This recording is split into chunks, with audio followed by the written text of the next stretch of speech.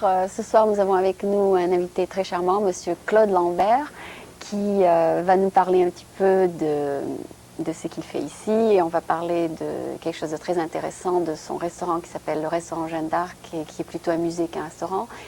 Et on va parler un petit peu de sa carrière ici à San Francisco. Monsieur Claude Lambert, bienvenue au programme franco-américain. Ok, je peux vous appeler Claude, je pense. Naturellement. Ok. Je voulais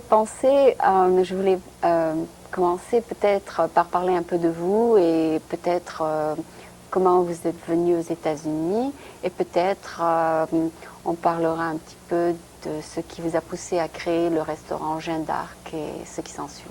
Donc vous êtes arrivé ici en San Francisco depuis quand? Je suis arrivé en 1966. Ah bon? Et ce que vous me demandez un peu, c'est l'histoire de ma vie. Un petit peu, oui, pourquoi pas. Enfin, pas de votre vie Oui, personnelle, mais... de votre vie plutôt attachée un petit peu à votre restaurant, peut-être. Oui. C'est-à-dire, je suis venu j'étais instituteur à Orléans. Et ma carrière était toute tracée, les mêmes collègues, la même chose. Et j'avais cherché d'abord à obtenir un poste à l'étranger. Oui. Or, ça n'était pas possible. Alors, j'ai décidé de partir. Avec ma femme, j'avais une petite fille de 5 ans. Oui. On a tout vendu et je suis parti en précurseur. Je pensais aller à New York et trouver un poste d'enseignant à New York. Oui.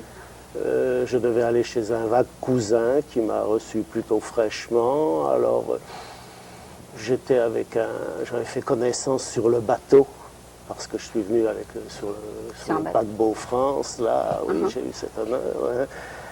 Et il m'a dit, cet ami allait à Hawaï, il m'a dit, bon, plutôt que à New York, il fait froid, tu ne connais personne. Si tu as à mourir de faim, va donc à San Francisco. Et je suis venu avec lui à San Francisco. Et... Il habitait ici, alors? Non, mais il allait à Hawaï. Ah, d'accord. Et il revenait dans sa Ford Mustang. C'est comme ça que je suis arrivé à San Francisco. Et là, bien sûr, ça n'a pas été facile. Je suis arrivé avec ma petite valise et j'ai cherché... du travail, arpenter un peu, mais on me faisait partout remplir des résumés, etc. Moi, je voulais un travail tout de suite. Ah, d'accord. C'est comme ça aux États-Unis, oui. Oui, j'ai téléphoné, puis finalement, j'étais très timide aussi. Oui. Alors, j'avais plus ou moins décidé de renoncer. Je parlais très mal anglais. De renoncer et de remonter sur le Canada. Je me suis dit, au moins là-bas... il y a des Français. Il y a des Français, je parlerai français. Je suis allé dans une banque pour changer mes derniers dollars. Et puis, en comptant mes dollars à la porte, une main m'a tout pris. Je n'avais plus d'argent, j'étais à San Francisco. Mais je l'ai bien pris, comme ça, je n'avais plus d'hésitation et j'ai décidé de rester là. Ah, c'était une force du destin, voilà, oui. C'est ça, oui. Et puis après, le mouvement s'est accéléré. J'ai rencontré M. Reboul, que tout le monde connaît. Il est toujours ici, n'est-ce pas? Oui, bien sûr. Et je lui ai dit que j'étais enseignant et justement, il avait une école. Il venait de fonder le French American Bilingual School.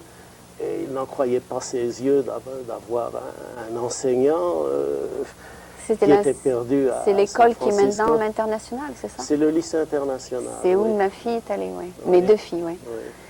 Alors, c'était au mois de mars. Tout de suite, il m'a dit, bon, tu viendras au mois d'octobre. Enfin, donc, ma voie était tracée, je me sentais rassuré. Et en attendant, que faire? Il y avait un hôtel en perdition. L'hôtel Cornell.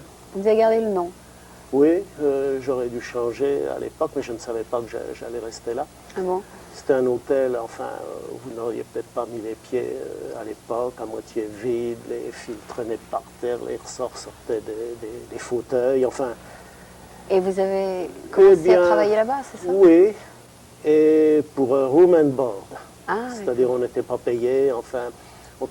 On était 3 employés, ma femme, moi et une maid, oui. Et puis, mais enfin, c'était si dur, si difficile, on disait, bon, on va rester là un peu, et puis dès que j'enseignerai... On déménage. et puis, on a fait connaissance avec les vieilles gens qu'il y avait, et puis, enfin, disons qu'on s'est... Vous êtes resté? On est resté, oui. Alors, j'ai enseigné un an à cette école, et puis ensuite, avec M. Reboul, toujours, il y a eu une scission, déjà. Et j'ai commencé, enfin il a commencé le lycée français, le petit lycée français. Oui. Et il y avait deux instituteurs à l'époque, c'était un certain M. Rousseau qui est devenu directeur de ce lycée et moi-même.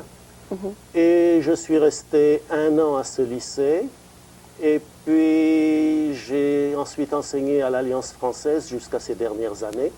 L'Alliance française qui était à deux blocs de Vous avez enseigné au lycée aussi, n'est-ce pas? Au lycée un an, oui, puis ensuite tout le reste de ma carrière à l'Alliance française, mais qui était proche du Cornell Hotel. Alors je suis resté au Cornell Hotel, on a amélioré, on a épousseté. En 1974, on a acheté la Lise et en 1978, on a acheté les murs. Ah. Mais rien ne nous destinait à ce travail d'hôtelier. C'est peut-être la raison pour laquelle... Justement, je voulais vous demander, est-ce qu'il y a quelque chose qui peut-être, au cours des années, vous a dit que vous vouliez être propriétaire d'un hôtel, ou bien c'est tout à fait par hasard? C'est tout à fait par hasard, oui. C'était pas dans vos plans du tout? Non, c'est un accident. Je pensais enseigner à l'étranger, peut-être 2, 4, 6 ans. Disons enseigner 2 ans aux États-Unis, ensuite aller 2 ans en Amérique du Sud, et puis retourner dans mon pays, vivre le reste de mon âge. Et qu'est-ce qui vous a poussé donc à rester? C'est parce que vous aimez bien la vie ici? Même pas, c'est l'engrenage, de faire ce travail, d'être responsable des gens. C'était un residence club, et donc... Vous êtes resté. On a pris racine, oui. D'accord. Et je suis passée justement dans votre restaurant qui a l'air plutôt, comme je vous l'avais dit, d'un musée. Et je voulais savoir, est-ce que cette atmosphère d'être autour de ce personnage Jeanne d'Arc existe? Est-ce qu'il y a un restaurant Jeanne d'Arc à Orléans? Eh bien, il y avait un restaurant Jeanne d'Arc et il a fermé malheureusement il y a une dizaine d'années. Tout le monde le déplore.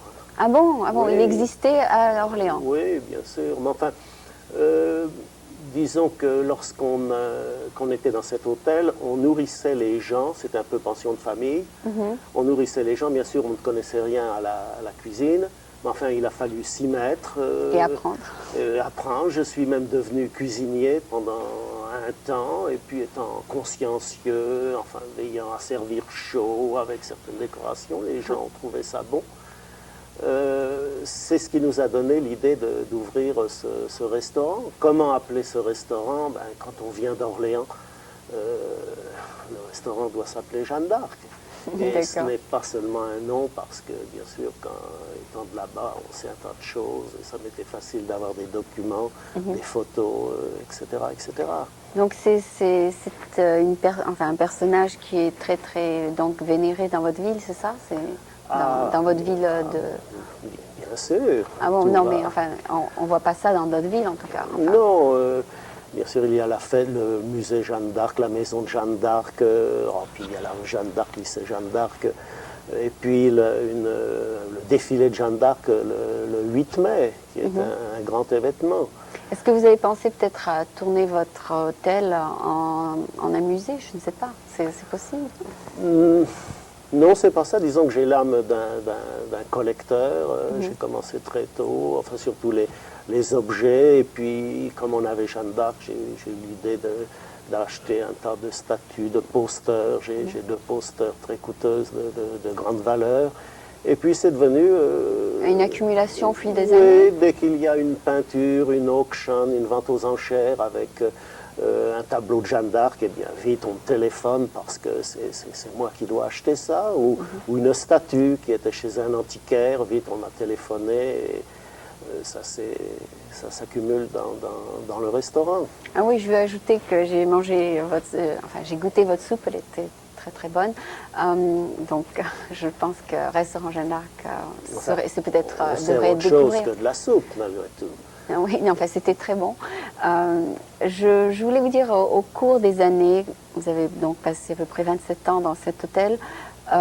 Pouvez-vous peut-être nous parler des personnalités dont vous pouvez vous rappeler le plus, enfin des personnages? Est-ce qu'il y a des gens qui vous sont restés dans la mémoire? De quel personnage? Américain, français? Non, des gens que vous n'avez pas oubliés comme les autres, enfin, qui vont... Enfin, vous avez rencontré un tas de monde, je suis sûre. Est-ce qu'il y en a un ou deux qui vous sont restés dans la tête? Ou bien ce qui ont commencé d'abord, c'est une association d'anciens combattants américains, des anciens ingénieurs de la Première Guerre mondiale, qui se sont réunis tous les ans jusqu'en 1975-16, jusqu'à ce qu'ils s'éteignent.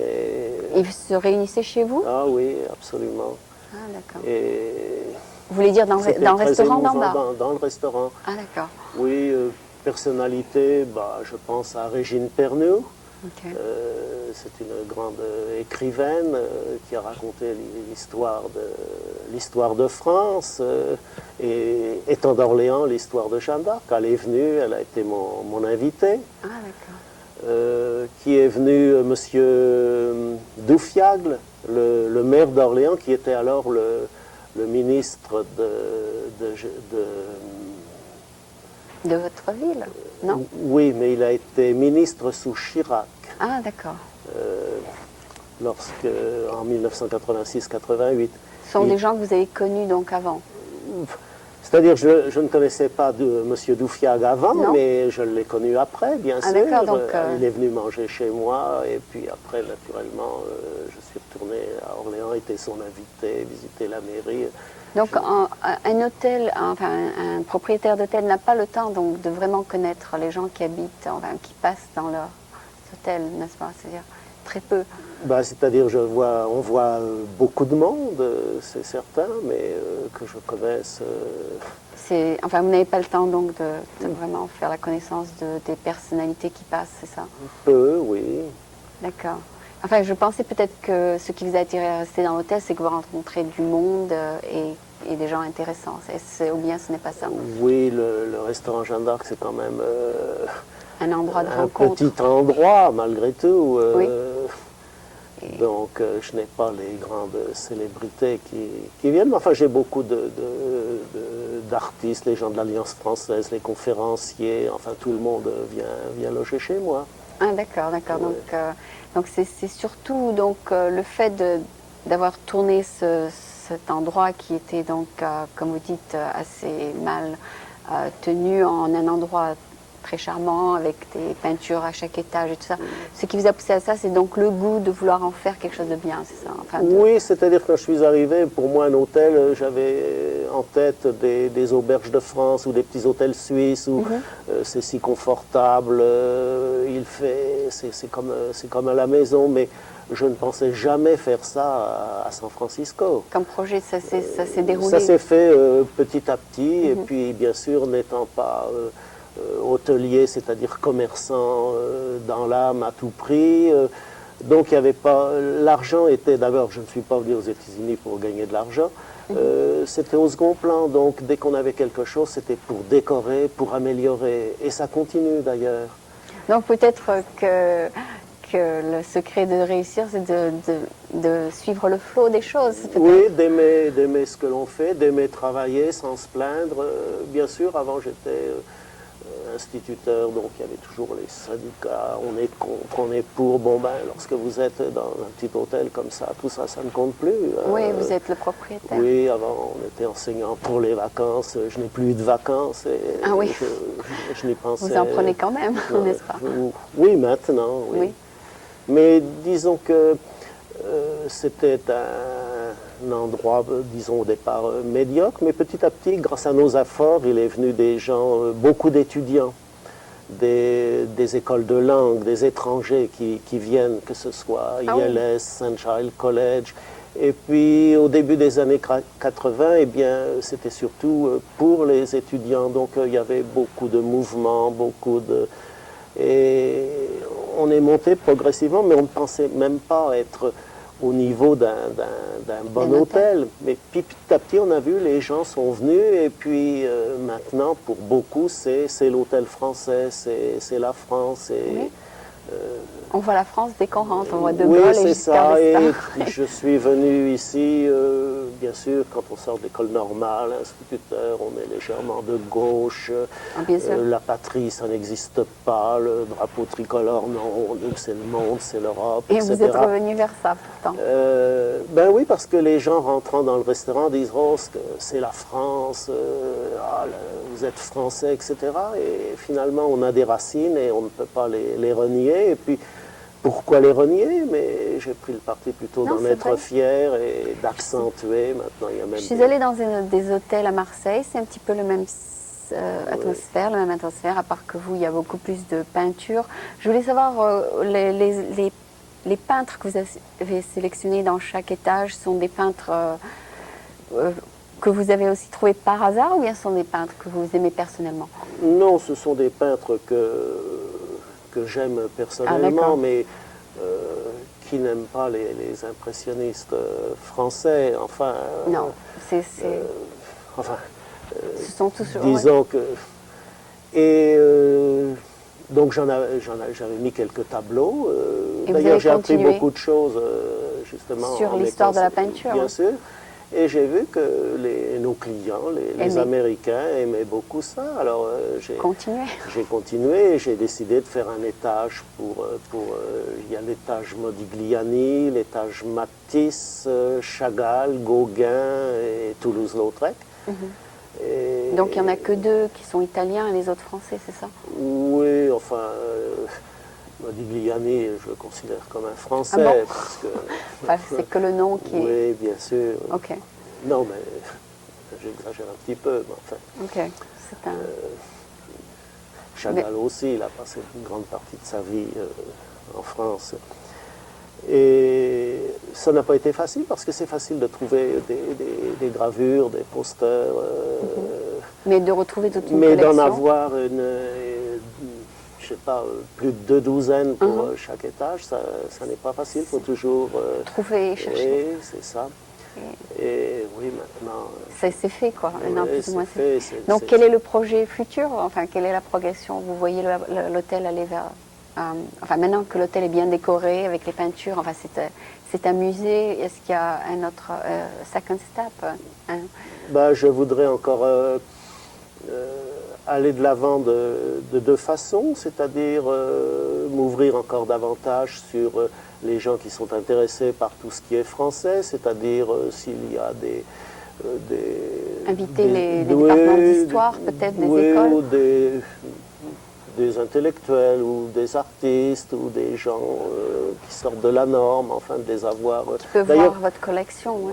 Oh, c'est pas pour voir ma collection, mais c'est pour venir dans le restaurant, pour avoir... Peut-être dans les départements d'histoire des universités, vous trouverez ça? Oui, même pas quelque chose d'aussi intellectuel, mais j'invite facilement, gratuitement, des gens qui veulent discuter. Venez dans mon restaurant, vous êtes mon invité. J'aime ce caractère, justement. Je ne voudrais qu'il n'est pas snob, je veux dire accueillant, chaleureux. Donc vous ne voulez pas vraiment le restaurant d'être le money making, c'est surtout l'hôtel qui est non, le money making? Non, c'est pas ça. D'ailleurs, on a une publicité dans l'Indépendant la semaine dernière. J'ai vu beaucoup de gens venir. J'étais un peu apeuré. Je me suis dit, que va-t-il se passer? Parce que le restaurant est maintenant... avant le restaurant Jeanne d'Arc, était plus guindé. Il y avait beaucoup de serveurs, le service, et puis l'hôtel.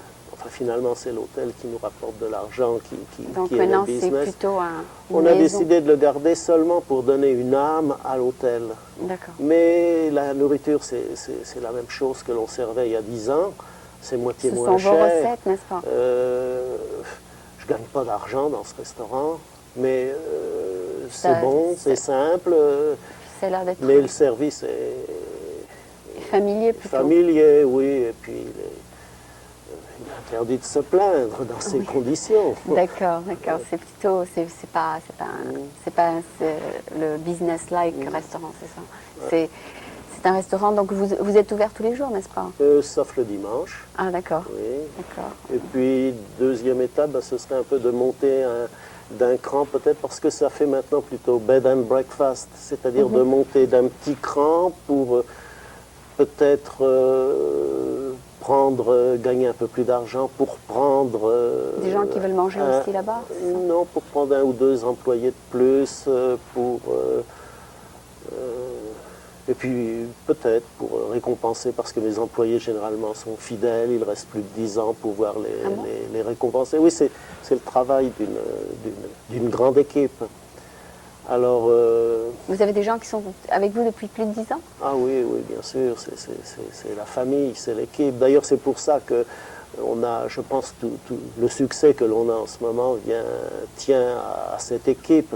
Parce pas que des gens qui vont et qui viennent. S'il fallait que j'ai à discuter sur un employé qui veut ci, qui veut ça, qui n'est pas content, non, non, ils sont on tous... vient, on aime la famille et puis c'est comme ça que ça marche. Extended family, oui, c'est ça? Absolument. D'ailleurs, je dois beaucoup à cette équipe qui ont été si fidèles, n'est-ce pas? employés, oui, puis je leur demanderai de venir à minuit pour faire ci ou ça. Bon, ben, ils viendraient, oui, donc...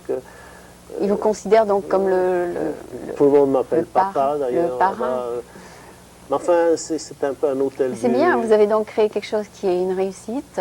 On peut dire qu'enfin, en écoutant votre histoire, que c'est quelque chose qui a réussi et qui apporte vraiment le charme français, la France, ici à San Francisco. C'est-à-dire que c'est quelque chose de tout à fait unique, que je n'ai pas encore vu d'ailleurs. C'était la première fois que j'ai vu ça. C'est vraiment un peu la France à San Francisco et c'est vraiment unique.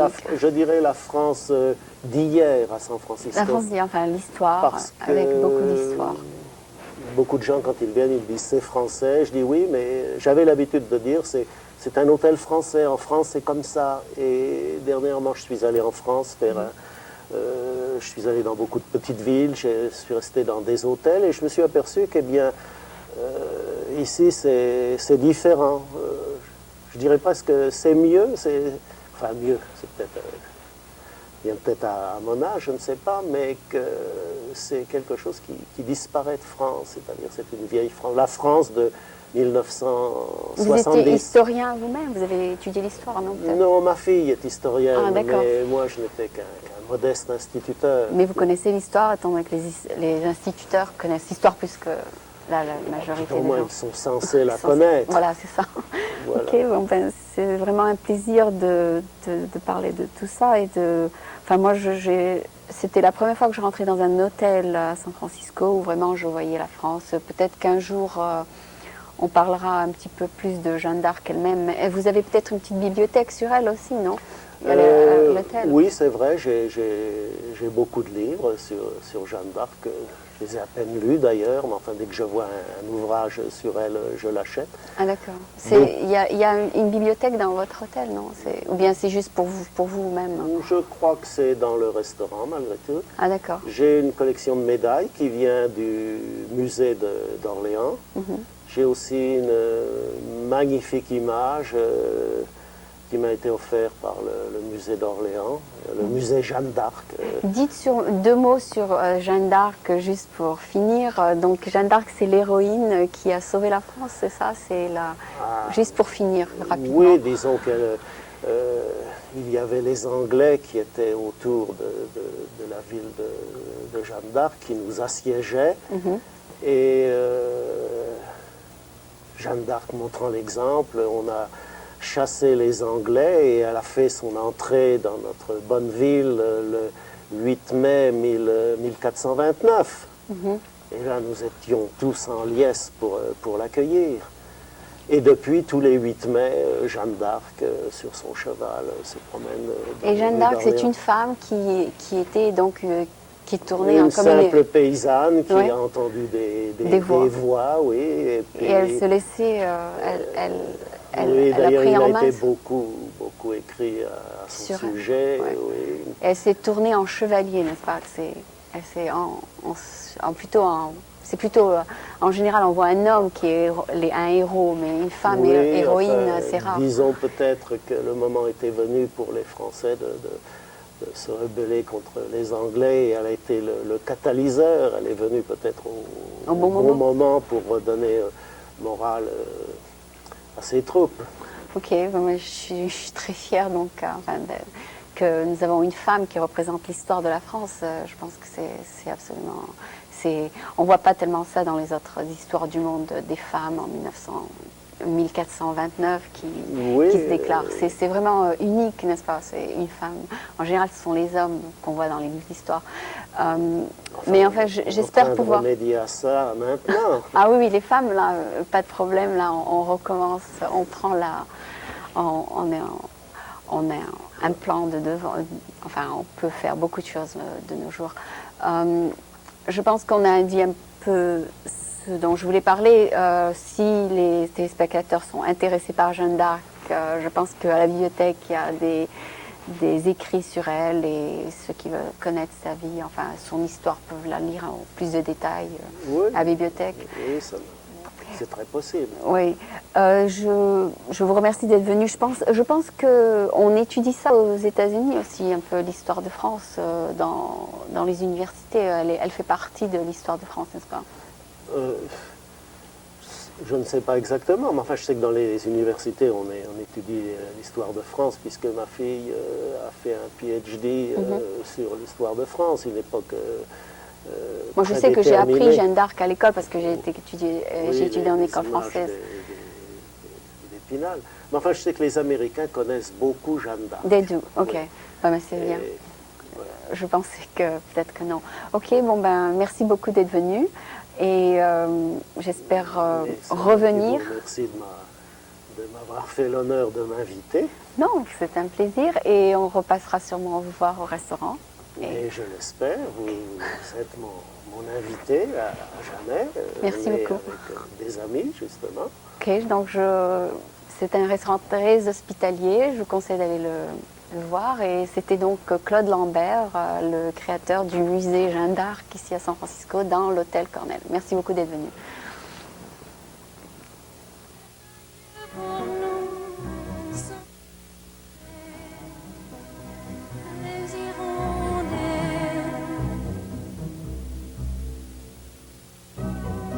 Oiseaux